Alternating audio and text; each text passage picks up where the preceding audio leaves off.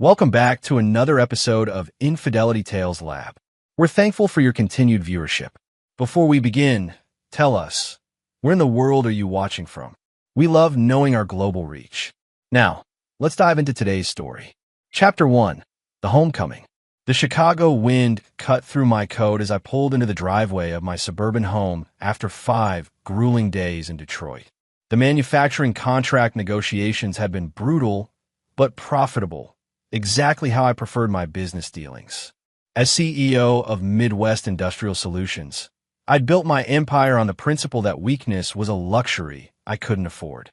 Before I could even kill the engine, my neighbor Mrs. Patterson came rushing out of her house, her silver hair disheveled and her face flushed with what looked like relief. "Oh, thank God you're back, Greg," she called out, practically jogging toward my Mercedes. "She's been such a sweet baby. I took care of her for days." I stepped out, confused, my hand instinctively reaching for my phone to check if I'd missed something important. Mrs. Patterson disappeared back in her house for a moment before emerging with a bundle in her arms. A baby, maybe 6 months old, with dark hair and curious brown eyes. "Here she is," Mrs. Patterson said, beaming as she tried to hand me the child. "Your little angel was no trouble at all." I stared at the baby, my mind racing. "Mrs. Patterson, I think there's been some mistake. I never had a baby." The woman's face went from joy to confusion, then to something approaching horror. "What do you mean? Whose baby is this?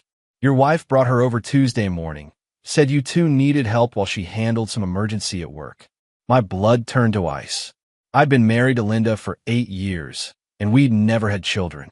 She'd always claimed she wasn't ready, that her career at the marketing firm came first. But more importantly, Linda had been texting me all week about how quiet and peaceful the house was with me gone. "I'm calling the police," I said, my voice steady despite the chaos in my mind. 20 minutes later, Detective Ray Hoffman stood in my living room, a weathered man in his 50s who'd seen enough strangeness in his career that nothing surprised him anymore. "So your wife never mentioned babysitting?" he asked, making notes in his pad. "Detective, my wife and I don't have children, and she's never shown interest in babysitting for anyone. This whole situation—" I paused, staring at the baby now, sleeping peacefully in the car seat Mrs. Patterson had provided. "Something's very wrong here." Hoffman nodded. "Where's your wife now?" "She should be home from work soon. She texted me this morning, saying she was excited I was coming back today." As if summoned by our conversation, I heard Linda's BMW pull into the garage. She always parked inside, said kept her car cleaner, though I suspected she just didn't want the neighbors seeing her comings and goings. "Greg," Linda's voice echoed through the house as she entered through the kitchen door. "Welcome home, honey."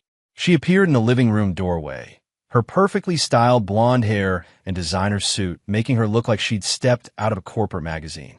At 34, Linda still turned heads wherever she went, which had always been a source of pride for me. Now, seeing her confused expression as she noticed the detective and the baby, I felt that pride curdling into something darker. "What's going on? Why is there a police officer here? And whose baby?"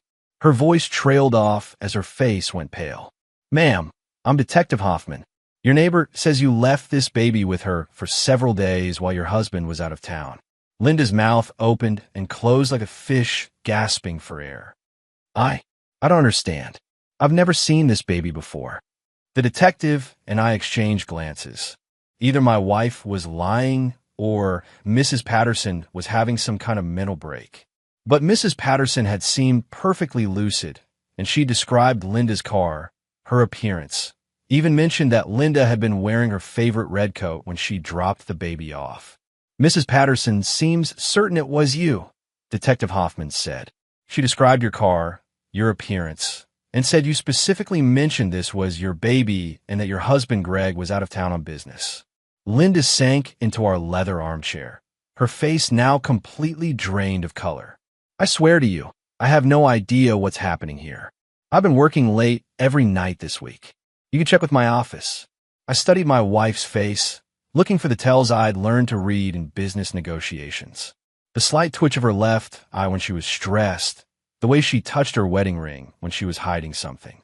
But I saw only genuine confusion and fear. We'll need to sort this out, Detective Hoffman said. In the meantime, we need to figure out who this baby belongs to. We'll run her through missing persons databases, check local hospitals for any births that might match. As the detective made his calls, I sat across from Linda, the baby between us like a living question mark. My wife kept staring at the child with an expression I couldn't quite read. Fear, yes, but something else. Something that made my businessman's instinct start screaming that I was missing a crucial piece of this puzzle.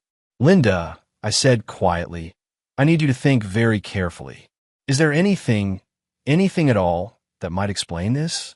Anyone who might look like you, anyone who might know her schedules. She shook her head, but her hand moved to her wedding ring, her tell.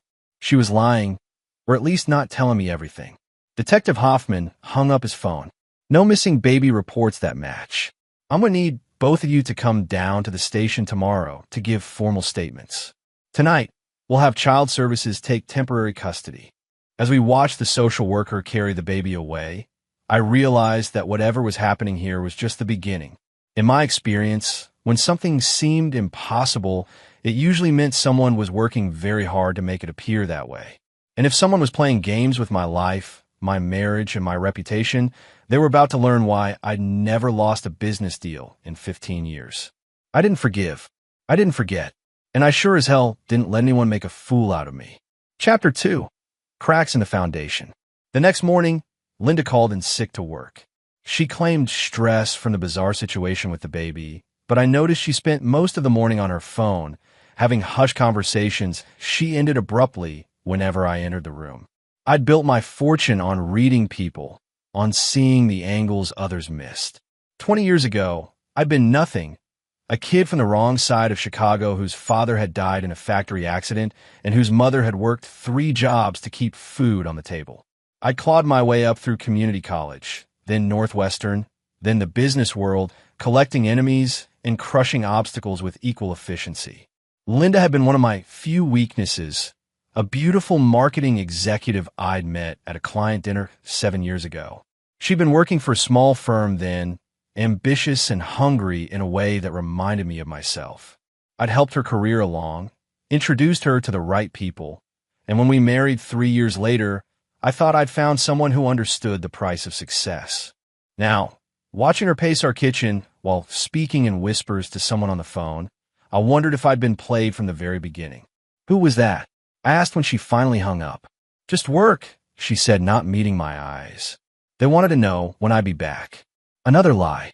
I'd already called her office that morning, speaking to her assistant Amanda, who'd seemed surprised that Linda was sick and mentioned that Linda had actually requested today off 3 weeks ago. My phone rang. Detective Hoffman. Greg, we need to talk. Can you come in alone this morning? There are some things about this case I want to discuss privately. An hour later, I sat across from Detective Hoffman in an interview room that smelled of stale coffee and desperation. The baby's not in any missing persons database, he began. But here's where it gets interesting. We ran her DNA through the system for any family matches. And she has a father in the system, arrested 2 years ago for assault and battery. Name's Tyler Morrison, age 36. Ring any bells? The name hit me like a sledgehammer to the chest. Tyler Morrison, the creative director Linda had worked with at her previous job. She'd mentioned him frequently during her transition to the new firm, always praising his innovative campaigns and artistic vision. I'd even met him once at an office Christmas party, a tall, lean man with the kind of effortless charm that had always irritated me. I know him, I said carefully. He worked with my wife at her old company. Detective Hoffman leaned forward. Here's the thing, Greg. We reached out to Morrison. Guy claims he's never seen this baby before, says he doesn't have any children. But DNA doesn't lie. You think he's lying? I think someone's lying. Maybe everyone's lying. The question is why. He slid a file across the table. Morrison's got an interesting background. Grew up in foster care, bounced around a lot. The assault charge was for beating up his ex-girlfriend's new boyfriend. Charges were dropped when the guy refused to cooperate, but Morrison spent 2 months in county lockup. I opened the file, studying Tyler's mugshot. Even the harsh booking photo, he had that artistic, brooding look that some women found irresistible. The kind of man who wrote poetry and talked about feelings, everything I wasn't. There's more, Detective Hoffman continued. We pulled phone records. Your wife and Morrison have been in contact. A lot of contact. Text messages, phone calls, going back about 8 months. The room felt like it was spinning. 8 months. That would put it right around the time Linda started working late, claiming her new job was more demanding. Right around the time she'd become distant, claiming stress from adapting to new workplace dynamics. Do you have the content of those messages? Working on a warrant for that. But Greg, I need to ask you directly. Is there any chance your wife was having an affair? I'd suspected it, of course. The late nights, the sudden interest in working out, the new lingerie I'd found in her drawer that she'd never worn for me. But I convinced myself I was being paranoid, that my success had made me suspicious of everyone's motives. It's possible, I said, because if she was, and if that baby is Morrison's, then we're looking at a whole different scenario. Maybe your wife gave birth in secret. Maybe she was trying to hide the affair by having your neighbor babysit while you were gone. I shook my head. Linda wasn't pregnant. I would have noticed. Would you? You travel a lot for business. And there are ways to hide a pregnancy, especially in the early stages. Hell, there are women who don't know they're pregnant until they give birth. But Detective Hoffman didn't know Linda like I did. She was vain about her figure, obsessive about her appearance. There was no way she could have carried a baby to term without me knowing, unless she'd been planning this deception from the very beginning. As I drove home, my mind raced through the possibilities. If Linda had been having an affair with Tyler Morrison, if she'd gotten pregnant and somehow hidden it from me, then what was the end game? Was she planning to leave me? Had this whole baby situation been some kind of test or mistake in a larger plan? I thought about my prenuptial agreement, ironclad, drafted by the best lawyers in Chicago. If Linda was having an affair, she'd get nothing in a divorce. But if she could prove the child was mine, if she could somehow manipulate the situation, I pulled into my driveway and sat in the car for a moment, studying my house. From the outside, it looked perfect, the kind of suburban success story I'd worked my entire life to achieve. But inside, everything was rotting. Linda was in the living room when I entered, curled up on the couch with a cup of tea, looking fragile and vulnerable. For a moment, I almost felt sorry for her. Almost. How was the police station? She asked. Informative. I sat down across from her, studying her face. They found the baby's father. Linda's cup rattled against its saucer. Oh, Tyler Morrison, your old colleague. The color drained from her face so quickly I thought she might faint. She set down her tea and wrapped her arms around herself. I don't understand, she whispered. Don't you? I leaned forward. Because the police have records of you two talking regularly for the past 8 months. That's a lot of contact with a former colleague. Linda's mask finally cracked. She began to cry. Not the pretty, delicate tears she used when she wanted something, but ugly, desperate sobs that shook her entire body. Greg, please, I can explain. Then explain. She looked up at me with red, swollen eyes. I made a mistake. Tyler and I, we had an affair. It started innocently, just working late together, and then you got pregnant. She nodded, unable to speak. Where have you been giving birth? Where have you been hiding this child for 6 months? Tyler has a cabin up in Wisconsin. I've been staying there weekends when you travel. He's been helping me take care of her. The picture was becoming clearer, but it still didn't make complete sense. So why did Mrs. Patterson have the baby? Why the elaborate charade? Linda wiped her eyes, and for a moment, I saw something calculating in her expression. Tyler's been pressuring me to leave you. He wants us to be a family. But I know what the prenup says, Greg. I know I'd get nothing if you could prove adultery. So you thought you'd, what? Introduce the baby gradually? Make me think she was mine? I didn't know what to do. Linda's voice rose to a wail. Tyler said if I didn't leave you this week, he'd tell you everything himself. He said he was tired of hiding. So I brought Emma to Mrs. Patterson, told her she was ours, that we needed help because of your business trip. I thought maybe if you met her, if you saw how sweet she was. You thought I'd what? Agree to raise another man's child? Forgive your betrayal. Linda stared at me with desperate hope. You love me, Greg. I know you do. And Emma's just a baby. She's innocent in all this. I stood up slowly, my mind already working through the implications, the possibilities, the angles. Linda watched me with growing fear as I walked to the window and stared out at the perfectly manicured lawn I paid a service to maintain. "You're right about one thing," I said without turning around. "Emma is innocent, but you're not, and neither is Tyler Morrison. What are you going to do?" I turned back to face my wife, soon-to-be ex-wife, and smiled. It wasn't a pleasant smile. "I'm going to destroy you both." Chapter 3: The Art of War.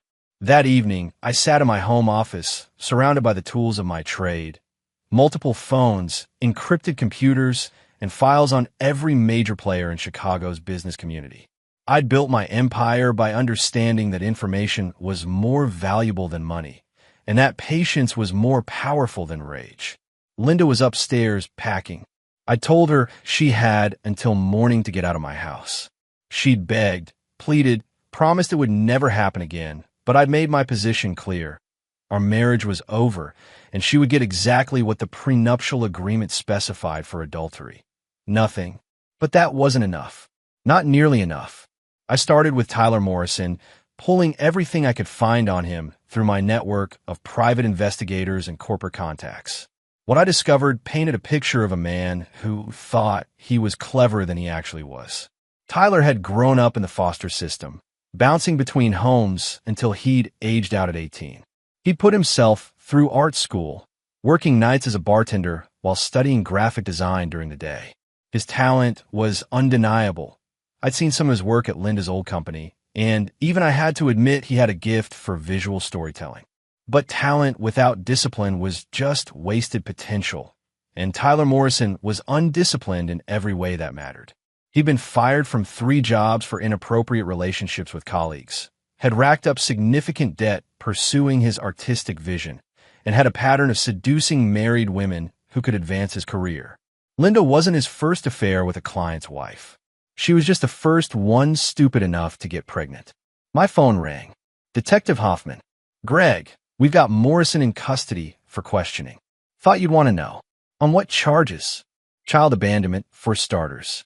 If what your wife told you is true, he left his biological child with a stranger without ensuring proper care arrangements. Could also be looking at fraud charges, depending on how this whole scheme was supposed to play out." I felt a flicker of satisfaction. Tyler was about to learn that actions had consequences, and mine were always permanent. "What about Linda?" "She's cooperating fully. Gave us a written statement about the affair, the pregnancy, everything." "But Greg..." Hoffman paused.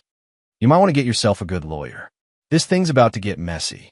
After hanging up, I called my attorney, David Krause, who'd handle my prenup and every major business deal I'd ever made. David was like me, a man who understood that winning wasn't enough if your opponents were still able to fight tomorrow. "Dave, I need you to file divorce papers first thing tomorrow morning. Adultery, abandonment, the works. And I want to move fast on asset protection." "Already drafting them," Dave said. "But Greg, there's something you need to consider. If Morrison's pressuring Linda to leave you, if he's threatening exposure, this might not be over just because you divorce her." He was right, of course. Tyler Morrison wasn't going to fade quietly into the background. He was the type of man who'd see me as an obstacle to overcome, not an opponent to avoid. And Linda, despite her tears and promises, had betrayed me once. She'd do it again if she thought it would benefit her. I needed them both gone permanently. The next morning, Linda left our house with 2 suitcases and the knowledge that she'd just lost access to a lifestyle worth millions. I watched from my office window as she loaded her car, her movements sharp and angry now that the performance was over. She was on a Tyler, of course. They'd console each other, plot together, maybe even convince themselves that they could salvage something from this disaster. They were wrong. My first call was to Patricia Henley, Linda's boss at the marketing firm. Patricia and I had a history. She'd once made the mistake of trying to undercut one of my companies in a bidding war. I'd crushed her so thoroughly that she'd had to restructure her entire business model. She owed me, and she knew it. "Patricia, it's Greg Donovan. I need a favor." "Greg, I heard about Linda. I'm so sorry." "Save it. Linda won't be coming back to work. I assume you'll be conducting an internal investigation into how she used company resources to facilitate her affair. Silence on the other end. Patricia was smart enough to understand the implications. Of course, she said finally. We take workplace conduct very seriously. Good. I'd hate to have to review our vendor contracts and find reasons to terminate them. Linda's career in Chicago was finished. But that was just the beginning. My second call was to Marcus Webb, a private investigator who specialized in the kind of problems that required creative solutions. Marcus had helped me acquire compromising information on business rivals, locate hidden assets during acquisitions, and generally handle the messier aspects of corporate warfare. Marcus, I need everything you can find on Tyler Morrison. Financial records, employment history, personal relationships, medical records if you can get them. And I need to know where he's living now, who he's talking to, what his plans are. How deep do you want me to go with this? All the way to the bottom. By the time Tyler Morrison was released from police questioning that afternoon, I'd already begun systematically dismantling his life.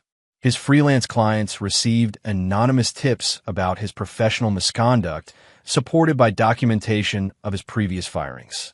His landlord received notice of building code violations that would require expensive repairs.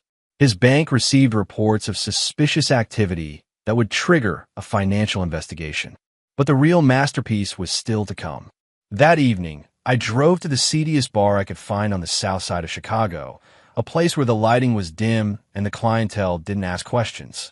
I wasn't there for the atmosphere. I was there to meet Vincent Carballo.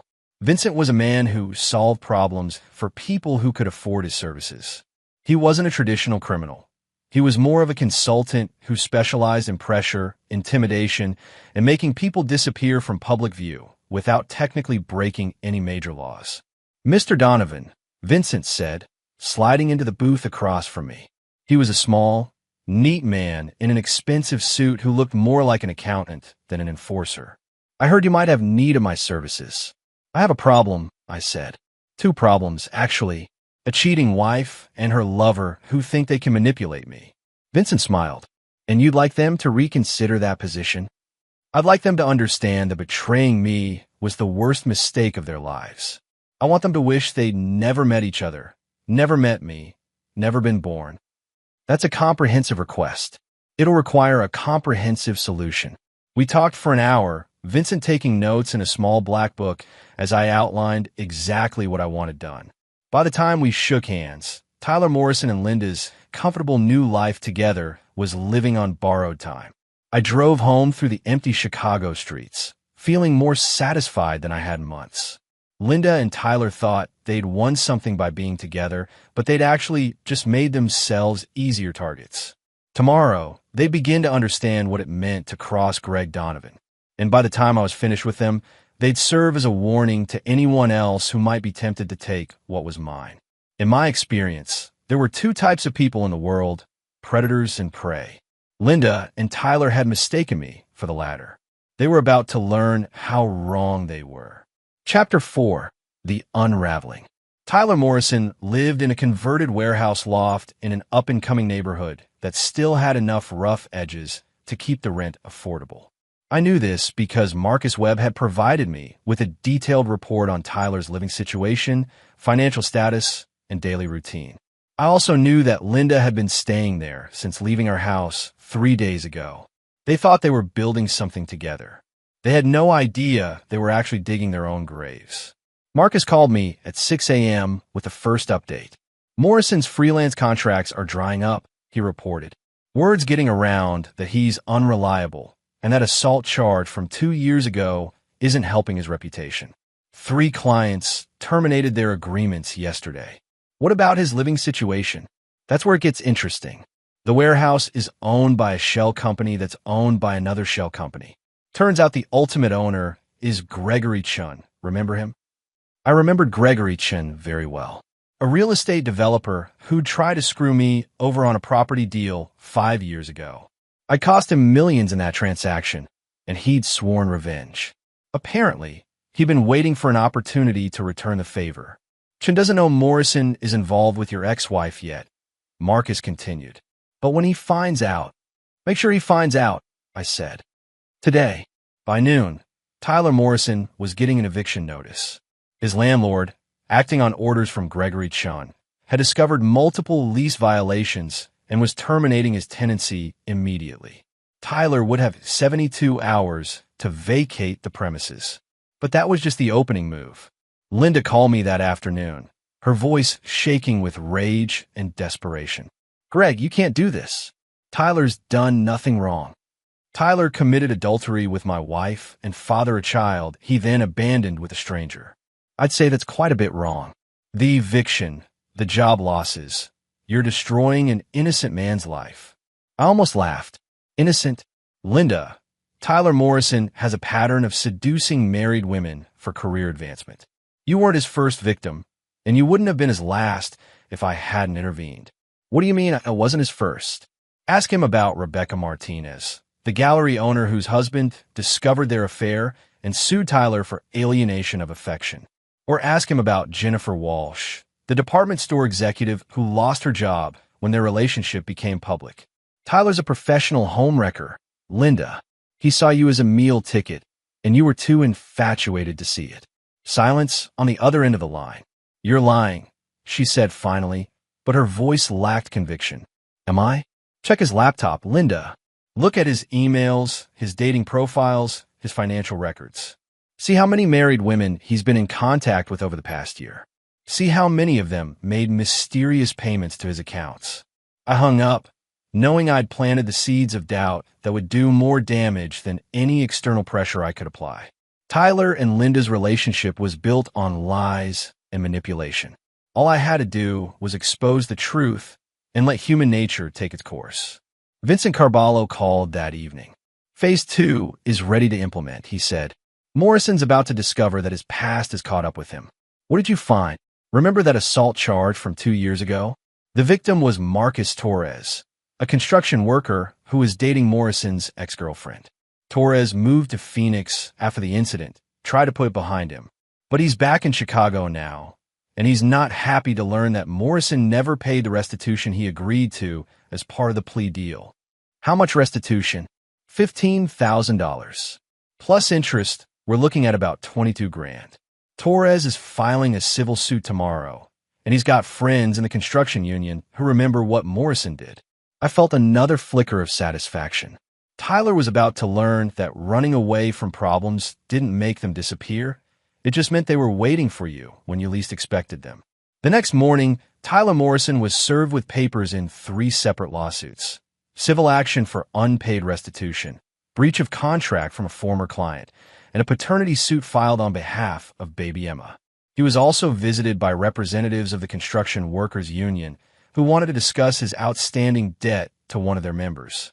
By the time the union representatives finished explaining the situation to Tyler, he was missing 2 teeth and had a clear understanding that his debt was accruing interest daily. Linda called me again that night, sobbing. "Greg, please, you have to stop this. Tyler's in the hospital. Someone beat him up, and the police won't do anything because they say it's a civil matter." "I told you, Linda. Actions have consequences. This is insane. You're destroying both our lives over a mistake." "A mistake?" I let my voice drop to the tone I used in boardrooms when I was about to crush an opponent. "You had an affair for 8 months. You got pregnant with another man's child. You tried to manipulate me into raising that child as my own. That's not a mistake, Linda. That's a calculated betrayal. I never meant for any of this to happen." "Of course you didn't. You meant to get away with it. You meant to have your affair and keep your comfortable lifestyle. You meant to use me as a safety net while you explored your options with Tyler. But you got caught, and now you're facing the consequences. What do you want from us? What will it take for you to leave us alone?" I considered the question seriously. What did I want? Justice? Revenge? Or something more permanent? "I want Tyler Morrison to disappear from Chicago," I said finally. "I want him to understand that he can never come back, never contact you again, never even think about this city without remembering what happens to people who cross me. And if he does that, if he leaves, then maybe you'll live long enough to regret your choices." I hung up before she could respond. The truth was, I wasn't sure Tyler leaving would be enough. He'd humiliated me, made me look like a fool in front of my neighbors and colleagues. He turned my wife against me and tried to steal my life. Men like that didn't just disappear. They waited for opportunities to strike back, which meant I needed to make sure Tyler Morrison never got that opportunity. Morrison's been asking around about you, he reported. Seems he's figured out that his recent troubles aren't coincidental. He's looking for leverage, something he can use to make you back off. What kind of leverage? Business rivals, disgruntled employees, anyone with a grudge against you. He's not finding much, but he's persistent. That was a problem. Tyler was smarter than I'd given him credit for, and desperate men did unpredictable things. If he couldn't fight me directly, he might try to expose some of my less legitimate business practices or find a way to turn my own enemies against me. What do you recommend? I asked. We accelerate the timeline. Make him disappear before he can cause real trouble. Permanently. That's your call, Mr. Donovan. But men like Morrison don't learn from pain. They only understand finality. I stared out my office window at the city lights, considering my options. I'd built my empire on the principle that some problems required permanent solutions. Tyler Morrison was becoming one of those problems. Set up a meeting, I said. Tomorrow night. Tell him I want to discuss terms for his departure from Chicago. And if he doesn't agree to your terms, then we'll discuss the alternatives. By the time I hung up, I'd made my decision. Tyler Morrison had declared war on me the moment he seduced my wife. Now, he was going to learn what happened when you brought a knife to a gunfight. Tomorrow night, one way or another, this would end. Chapter 5. The Devil's Bargain. The meeting was set for midnight at Navy Pier, in the shadow of the Ferris wheel where tourists came to see the city lights. I chose the location deliberately, public enough to seem safe, isolated enough for privacy, and symbolic enough to send a message. Tyler Morrison was about to get a very clear view of the city he'd be leaving forever. I arrived early, positioning myself near the railing with a clear view of the approaches. At 52, I'd learned to never walk into a situation without understanding all the angles. Marcus Webb was positioned nearby with a camera to document whatever happened, and Vincent Carballo was close enough to intervene if things went sideways. Tyler arrived at exactly midnight, and I had to admit he had courage. His face was still bruised from his encounter with the construction workers. His left arm was in a sling, and he walked with a slight limp. But his eyes were clear and angry, the look of a man who decided he had nothing left to lose. "You wanted to talk," he said without preamble. "So talk. You're a smart man, Tyler. You've figured out that your recent troubles aren't coincidental. You've been systematically destroying my life for the past week. My job, my home, my relationships, all gone because you can't handle the fact that your wife chose me over you." I smiled at that. "Is that what you think happened? That Linda chose you. She's carrying my child. She was ready to leave you before this whole mess started." "Tyler, Linda was never going to leave me. She likes the lifestyle too much, the house, the cars, the social status. You were her midlife crisis, not her future." His jaw tightened. "You don't know what you're talking about." "Don't I? Tell me, Tyler, how many times did Linda promise to leave me over the past 8 months? How many times did she say she just needed a little more time to figure out the logistics?"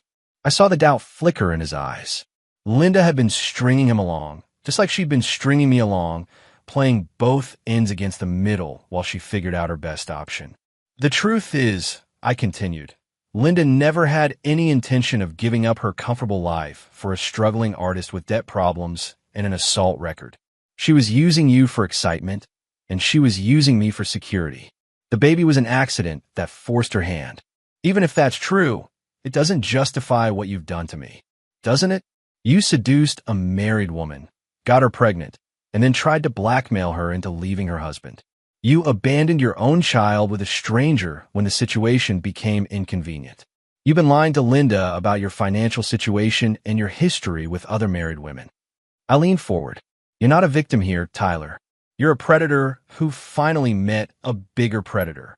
Tyler was silent for a long moment, staring out at the dark water of Lake Michigan. "What do you want?" he asked finally. "I want you gone. Not just from Chicago, from the Midwest entirely. I want you to start over somewhere far away, with a new identity if necessary, and I never want to hear your name again. And if I refuse, Then your problems up to this point will seem like minor inconveniences compared to what comes next. I gestured to the city lights spread out before us. I own this city, Tyler. I have connections in every industry, every neighborhood, every level of government. I can make sure you never work again, never find housing, never have a moment's peace. Or I can make sure you simply disappear. The threat hung in the air between us like smoke. Tyler understood what I was offering, exile or death. You're insane, he said. I'm thorough. There's a difference. Tyler was quiet for another long moment. When he spoke again, his voice was different, resigned, defeated. How much? Excuse me. If I leave, how much are you willing to pay to make sure I stay gone? I hadn't expected him to negotiate, but I had to admire his pragmatism. Even facing complete destruction, he was looking for an angle. 50,000, I said. Cash. In exchange for a signed confession about your affair with Linda, your abandonment of your child, and your agreement to relocate at least 1,000 miles from Chicago with no contact with Linda or anyone else connected to this situation. That's not enough to start over. It's more than you had when you seduced my wife. And it's considerably more than you'll have if you refuse. Tyler stared at the water again. I could see him calculating, weighing his options. He was smart enough to know that $50,000 in his life was a better deal than pride and a shallow grave. I want 60, he said finally. 55, and that's final. Deal. He turned to face me. But I have conditions. You're not in a position to make conditions. One condition, he corrected. I want to see Emma one more time. She's my daughter, and I want to say goodbye. I considered this. Tyler seeing the baby was a risk. It might rekindle his paternal instincts, make him reconsider leaving.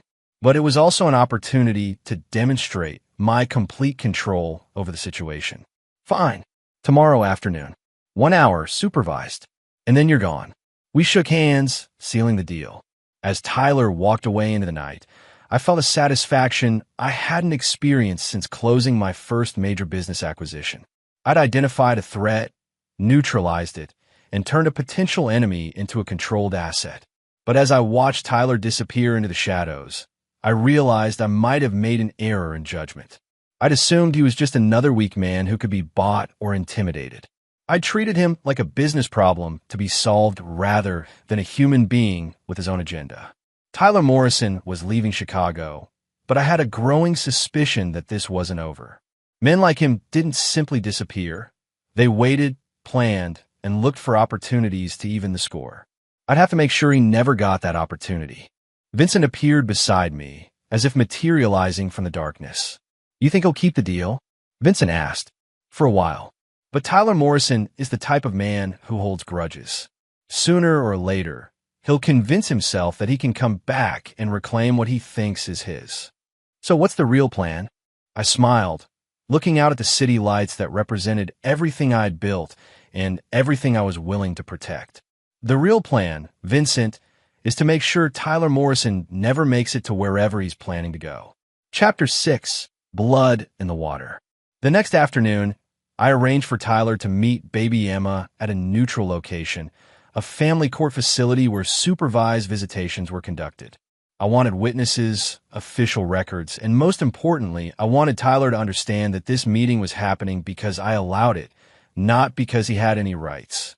Linda was there too, holding Emma with the awkward uncertainty of someone still learning to be a mother. She looked exhausted, hollow-eyed, like a woman who was finally beginning to understand the scope of what she'd lost. Tyler entered the visitation room with the careful movements of a man whose body was still healing from his recent beating. But his eyes were focused entirely on the baby, and for a moment, I saw something I hadn't expected, genuine love. She's beautiful, he whispered, reaching out to touch Emma's tiny hand. Linda looked between Tyler and me, her face a mask of confusion and fear. Tyler, what's happening? Greg said you wanted to see Emma, but he won't tell me why. Tyler took the baby, holding her with surprising competence. I'm leaving, Linda. Tonight. What do you mean, leaving? Leaving for where? Away. Far away. Your husband has made it clear that Chicago isn't big enough for both of us. Linda's face went white. No. Tyler, we can fight this. We can. Fight what? Fight him. Tyler gestured toward me with his free hand. Look what he's done to me in 1 week. Look what he's done to us. I've lost my job, my home, my savings. I'm facing 3 lawsuits and a group of union workers who want to collect on an old debt with interest. And that's just the beginning. But Emma will be better off without me. Tyler's voice cracked slightly. At least until she's old enough to understand why her father had to disappear. I watched this exchange with growing satisfaction. Tyler was doing exactly what I'd hoped, destroying Linda's remaining illusions about their relationship while simultaneously removing himself as a threat. In one conversation, he was eliminating both the competition and the complications. Tyler, please, Linda pleaded. We can go with you. Emma and I can. No. Tyler handed the baby back to Linda. Your husband is right about one thing. You are never going to leave your comfortable life for an uncertain future with me. This whole situation just forced you to confront that reality sooner than you expected. Linda began to cry, the same desperate sobs I'd heard on the phone. But this time, Tyler didn't comfort her. This time, he just stood up and walked toward the door. Tyler, Linda called after him. He stopped, his hand on the doorknob, and looked back at Emma one last time. Take care of her, he said. And Linda, be careful. You're about to learn what it's like to be alone with someone who doesn't forgive. With that ominous warning, Tyler Morrison walked out of the visitation room, and I thought out of our lives forever. I was wrong. That evening, I received a call from Vincent Carballo. We have a problem, he said. Morrison didn't go home to pack. He didn't go to a hotel. He just disappeared. What do you mean, disappeared? I mean, he left the court building and vanished. My people lost him in downtown traffic, and he hasn't been seen since. His phone is off, his credit cards haven't been used, and nobody's heard from him. A cold dread settled in my stomach. Tyler Morrison had just demonstrated that he was much more dangerous than I'd anticipated. Instead of accepting defeat and fleeing like a beaten dog, he'd gone underground. That suggested planning, resources, and most importantly, a strategy one hadn't anticipated. Find him, I said. Working on it. But Greg, if he's gone this deep this fast, he'd help. Someone with serious resources and serious skills. What kind of help? The kind that makes people disappear for a living. The kind that knows how to stay hidden from guys like me. I hung up and immediately called Marcus Webb. Marcus, I need you to dig deeper into Tyler Morrison's background. Financial records, personal relationships, military service, if any. Find out if he has connections to people who could help him disappear. Already on it, Marcus said. But there's something you should know. Morrison's been busy this week. While you were dismantling his life, he was making copies of things. What kind of things? Documents, records, photos. He's been building a file on you, Greg. Your business practices, your associates, your methods. If he's planning something, he's got ammunition. The pieces were starting to come together in a pattern I didn't like. Tyler Morrison hadn't been the desperate, broken man I'd thought he was. He'd been playing a deeper game, gathering intelligence while appearing to be defeated. How much does he have? Enough to cause problems. Financial records that might interest the IRS, photos of you meeting with Vincent Carballo, documentation of some of your more aggressive business tactics. Nothing illegal, necessarily, but enough to make you look bad if it ended up in the wrong hands. Like the media, or law enforcement, or business rivals, or federal investigators. I felt the familiar rush of adrenaline that came with facing a serious threat. Tyler Morrison had just escalated from a personal problem to a professional one, and that changed everything. Keep digging, I told Marcus. I want to know everything about Morrison's disappearance. Who helped him, where he went, what his long-term plan is. And if we find him, then we make sure he never gets a chance to use whatever information he's collected. After hanging up, I poured myself a scotch and stood at my office window, looking out at the Chicago skyline. Tyler Morrison was out there somewhere, planning his next move with patience and intelligence I'd underestimated. He played the role of the defeated lover perfectly while actually preparing for war. I had to admire the strategy, even as I began planning his destruction. My phone buzzed. A text message from an unknown number. You thought you won. You thought I was broken. You were wrong about everything. This isn't over. T. A minute later, another message. Check your email. I opened my laptop and found a message from an encrypted account containing a single attachment. A photo of me shaking hands with Vincent Carballo at Navy Pier, taken with a telephoto lens that captured every detail of our meeting. The message was clear. Tyler Morrison wasn't running. He was hunting, and he just declared open season on me. Chapter 7. The Reckoning. For the first time in 15 years, I felt genuinely afraid. Not the healthy caution that had kept me alive in the business world, but the cold, creeping fear that came with facing an opponent who understood my weaknesses better than I understood theirs. Tyler Morrison had spent the week studying me while I'd been dismantling his life. He'd identified my methods, my associates, my pressure points. And now he was using that knowledge to turn the tables. The photo of me with Vincent Carballo was just the opening shot. Over the next 3 days, I received a steady stream of messages from Tyler's encrypted account. Security camera footage of me entering Marcus Webb's office. Financial records showing payments to various consultants over the past 5 years. Audio recordings of phone conversations I'd thought were private. Documentation of the techniques I'd used to destroy business rivals. Tyler Morrison had been collecting evidence of every gray area and questionable decision in my professional life. None of it was technically illegal, but all of it was morally ambiguous enough to destroy my reputation if it became public. He's been planning this for months, Marcus Webb told me during an emergency meeting in my office. This wasn't a crime of passion or a desperate attempt at blackmail. Morrison has been systematically building a case against you since the affair began. Why? I asked. What's his endgame? Complete destruction. He wants to tear down everything you've built, turn you into a cautionary tale about the dangers of absolute power. And Linda? Where does she fit into this? Marcus pulled out a file folder. That's where it gets interesting. Morrison hasn't contacted Linda since he disappeared. As far as we can tell, she has no idea what he's planning. I thought about Linda, alone in whatever cheap apartment she'd managed to find with her limited resources, struggling to care for a baby while dealing with the collapse of everything she'd thought her life would be. Part of me almost felt sorry for her. Almost. So Morrison is operating independently, I said. It gets worse. We traced some of his funding sources. Morrison isn't just working alone. He's been in contact with Gregory Chun, Patricia Henley, and at least 3 other people you've had business conflicts with over the years. The room seemed to tilt slightly. Tyler Morrison hadn't just declared war on me personally. He'd assembled a coalition of my enemies, united by their shared desire to see me fall. They're funding his operation and providing resources. Chun gave him access to safe houses. Henley provided inside information about your business relationships, and the others contributed various forms of support. Morrison positioned himself as the catalyst for bringing you down, and they were all eager to help. I sat back in my chair, reassessing everything I thought I knew about the situation. Tyler Morrison wasn't a desperate man making threats. He was the coordinator of a sophisticated campaign designed to destroy me personally and professionally. What's his timeline? Unknown. But based on the evidence he's collected, he could go public at any time. And when he does, it'll be coordinated across multiple channels: media, law enforcement, business partners, social media.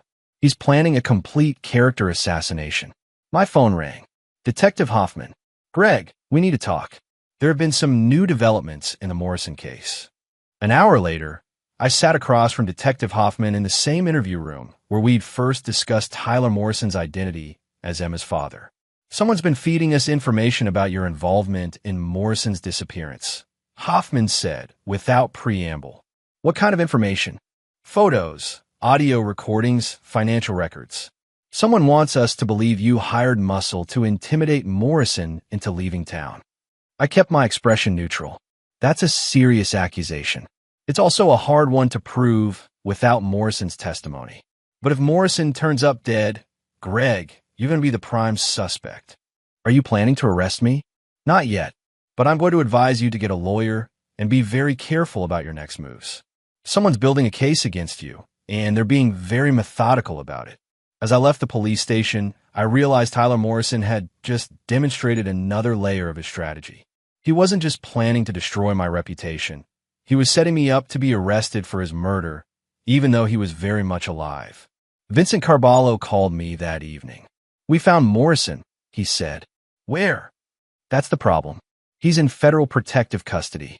Turns out he's been cooperating with an FBI investigation into organized crime connections in Chicago business." Your name came up. The pieces fell into place with sickening clarity. Tyler Morrison hadn't just been gathering evidence against me personally. He'd been building a federal case.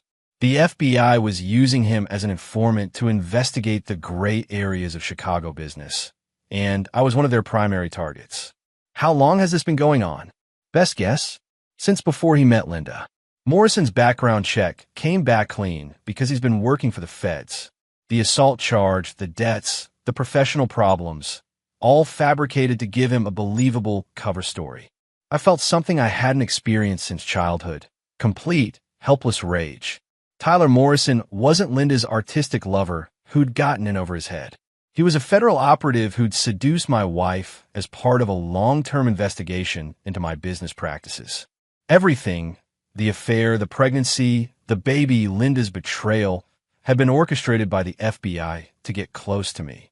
"What's his real name?" I asked. Tyler Morrison is his real name, but he's been working undercover for the Bureau for 8 years. Linda never had a chance. He was specifically assigned to get close to her as a way of getting to you.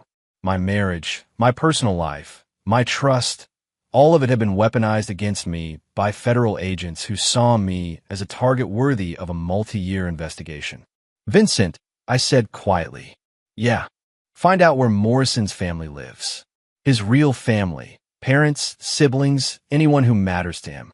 "Greg, if you're thinking what I think you're thinking, I'm thinking that Special Agent Tyler Morrison is about to learn that some games have consequences nobody teaches you about in federal training. The Bureau will what? Admit they used an illegal seduction operation to gather evidence? Reveal that they had one of their agents father a child as part of a cover identity? Morrison went rogue the moment he got Linda pregnant, and the FBI knows it. There was silence on the other end of the line. "This is going to get very ugly," Vincent said finally. It was always going to get ugly. Morrison just chose the level of ugliness. After hanging up, I walked to my home safe and removed a file I'd hoped never to use. A comprehensive dossier on federal agents who'd investigated me over the years, compiled by Marcus Webb as an insurance policy. Tyler Morrison's Real file was thin. He'd been careful to keep his personal life separate from his professional one. But everyone had weaknesses, and everyone had people they cared about. It was time for Special Agent Morrison to discover what happened when someone turned Greg Donovan's life into a federal case study. Chapter 8, Scorched Earth. Tyler Morrison's real family lived in a small town in rural Michigan. His adoptive parents, who'd taken him in when the foster system had failed, and a younger sister who taught elementary school and had never known about her brother's real profession. They were good people, the kind of quiet, decent Americans who trusted that their government operated within moral boundaries. They were about to learn otherwise. I didn't target them directly. That would have been crude and ultimately counterproductive. Instead, I orchestrated a series of events that would demonstrate to Tyler Morrison that his decision to involve federal law enforcement had consequences extending far beyond our personal conflict. Marcus Webb's investigation revealed that Morrison's adoptive father ran a small construction company that depended on federal contracts for military housing projects. A few anonymous reports about safety violations and billing irregularities triggered an investigation that would tie up his business for months. Morrison's sister's school district suddenly faced questions about their federal grant compliance, questions that required expensive audits and legal consultations that strained their already tight budget. Nothing illegal, nothing traceable back to me, but enough pressure to send a clear message. Tyler Morrison's war against me was affecting innocent people who'd had the misfortune of caring about him. The message was received. Morrison called me directly, bypassing all the encrypted communication methods he'd been using. "You son of a bitch," he said without preamble. "Leave my family out of this." "Your family?" "Tyler, I thought federal agents were trained not to form personal attachments that could be exploited by targets of investigation. This is between you and me." "No, It stopped being between you and me the moment you involved the FBI.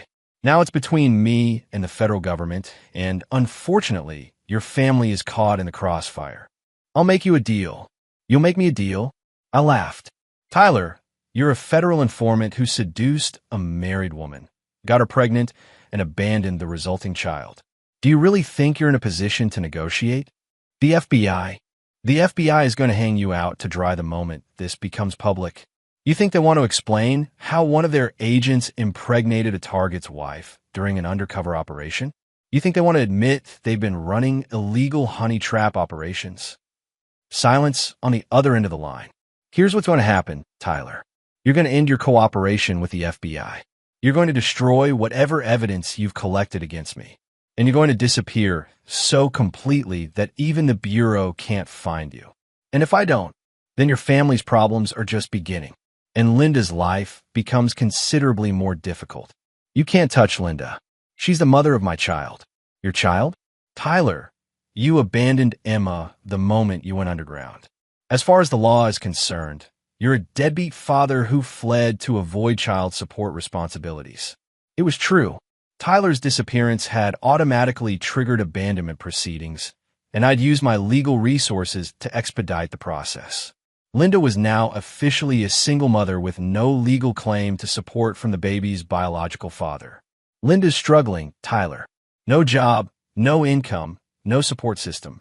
She's living in a one-bedroom apartment in a questionable neighborhood, trying to care for an infant with no help and dwindling savings. Of course, I could help her situation improve if I was motivated to do so. What do you want? Complete capitulation. End your federal cooperation. Return all evidence against me, and disappear permanently. In exchange, your family's problems disappear, and Linda gets the financial support she needs to raise your daughter properly. You're asking me to abandon everything. I'm asking you to choose your crusade against me or the welfare of the people you claim to care about. Tyler was quiet for a long time. When he spoke again, his voice was different, resigned, defeated. How do I know you'll keep your word? Because unlike you, Tyler, I don't break my promises. When I tell someone I'm going to destroy them, I follow through. When I tell someone I'll protect them, I mean it. I need guarantees. You need to trust that I have more to lose than you do if this arrangement falls apart. The FBI investigation dies if you disappear completely. They lose their primary source and their case falls apart. But if you stay active, eventually the truth about your methods comes out and we both get destroyed in the resulting scandal. Another long pause. I want to see Emma one more time before I go. No, Greg. No, Tyler. You made your choice when you decided to be a federal informant instead of just Linda's lover. You don't get to play the devoted father card now. I hung up before he could respond. Vincent called me an hour later. Morrison's agreed to the terms, he reported. He's meeting with his FBI handler tonight to terminate his cooperation. All evidence against you will be destroyed. And his disappearance? Permanent. The Bureau's arranging a new identity, new location, new life. They want this whole operation buried, as much as you do. What about Linda? She doesn't know about Morrison's real identity. As far as she's concerned, he was just her lover who got cold feet and abandoned her and the baby. I felt a complex mix of emotions, satisfaction at eliminating the threat, anger at being manipulated for years, and something approaching pity for Linda, who'd been used by both Tyler and me in different ways. Set up a trust fund for Emma, I told Vincent. Anonymous donor, enough to cover her education and basic needs through college. Feeling generous? Feeling responsible. None of this was the child's fault. After Vincent left, I sat in my office contemplating the wreckage of the past few weeks. I'd won, in the sense that I'd eliminated the threats against me and maintained control of my life and business. But the victory felt hollow. Tyler Morrison had been a federal agent, which meant everything about my relationship with Linda had been tainted from the beginning. Her affair wasn't a personal betrayal. It was an intelligence operation. Her pregnancy wasn't an accident. It was an operational complication that the FBI was probably still trying to figure out how to handle. And Emma, the innocent baby at the center of everything, was the child of a federal agent and a woman who'd been manipulated into betraying her husband. I walked to the window and looked out at Chicago, the city I'd conquered through intelligence, ruthlessness, and an absolute refusal to accept defeat. Tomorrow, life would go back to normal. The FBI investigation would quietly disappear. Tyler Morrison would vanish into whatever new identity the Federal Witness Protection Program provided, and Linda would struggle to raise her daughter while wondering what had happened to the man she'd thought loved her. But I would remember. I would remember that for 2 years, federal agents had been watching me, studying me, looking for weaknesses they could exploit. I would remember that my own wife had been turned against me by professionals who knew exactly which emotional buttons to push. Most of all, I would remember that in the world I operated in, there were no innocent victims and no permanent victories. There were only temporary truces between people who understood that loyalty was a luxury and trust was a weakness. Tyler Morrison had taught me that lesson more thoroughly than any business rival ever had, and I would never forget it. Chapter 9, The Final Accounting. 6 months after Tyler Morrison disappeared into federal witness protection, I received an invitation to Linda's wedding. She was marrying David Chun, Gregory Chin's nephew, a mild-mannered accountant who specialized in tax law for small businesses. The irony wasn't lost on me. Linda had traded her federal agent lover for the relative of one of my business rivals, though I doubted she knew about the family connection. I decided to attend. The ceremony was held in a small church on the north side of Chicago, nothing like the elaborate affair Linda had once planned for herself when she'd thought she was destined for wealth and social prominence. She wore a simple white dress, carried Emma in her arms instead of flowers, and looked genuinely happy for the first time since I'd known her. David Chun seemed like a decent man, patient with the baby, gentle with Linda, and completely unaware that his new wife had once been married to someone who destroyed his uncle's real estate empire. He probably thought he was getting a fresh start with a woman who'd had bad luck with her previous relationships. I sat in the back row, watching Linda promise to love, honor, and cherish her new husband. She never looked in my direction, never acknowledged my presence, but I knew she was aware I was there. After the ceremony, as the small group of family and friends moved to the reception at a modest restaurant nearby, Linda finally approached me. "Why did you come?" she asked. "Curiosity," I said honestly. "I wanted to see what your new life looked like. Are you here to ruin this too?" I studied her face, looking for traces of the woman I'd once loved. She was thinner now, more serious, marked by the experiences of the past year.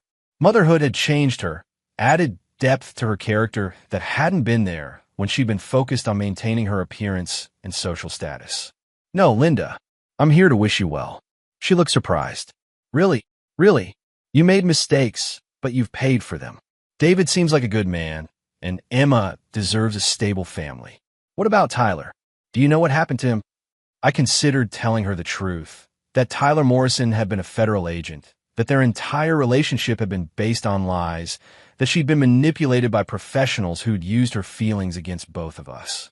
But what would be the point? Linda had built a new life based on the assumption that Tyler had simply abandoned her. The truth would only cause more pain. "Tyler Morrison made his choice," I said. "He chose his own interests over his responsibilities to you and Emma. Some men are built that way." Linda nodded slowly. "I used to think you were the cold one, Greg. But Tyler, when he left, it was like he just turned off all his feelings. Like Emma and I had never mattered to him at all. Maybe you never did." It was harsh but accurate. Tyler Morrison, the person, had never existed. There had only been Special Agent Morrison playing a role designed to gather intelligence on me. Linda had fallen in love with a fiction. "I'm sorry," Linda said quietly. "For all of it. For the affair, for lying to you, for trying to manipulate you into accepting Emma as your own child. I know that doesn't undo anything, but I need you to know that I'm sorry. I know you are.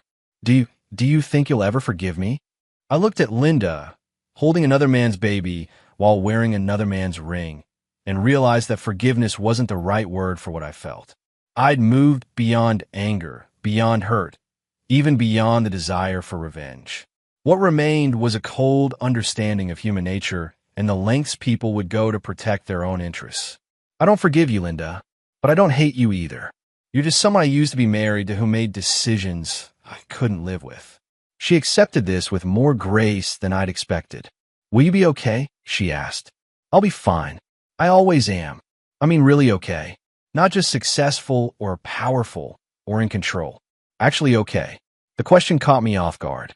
Linda was asking about something I rarely allowed myself to consider, whether the life I'd built was actually worth living or just worth winning.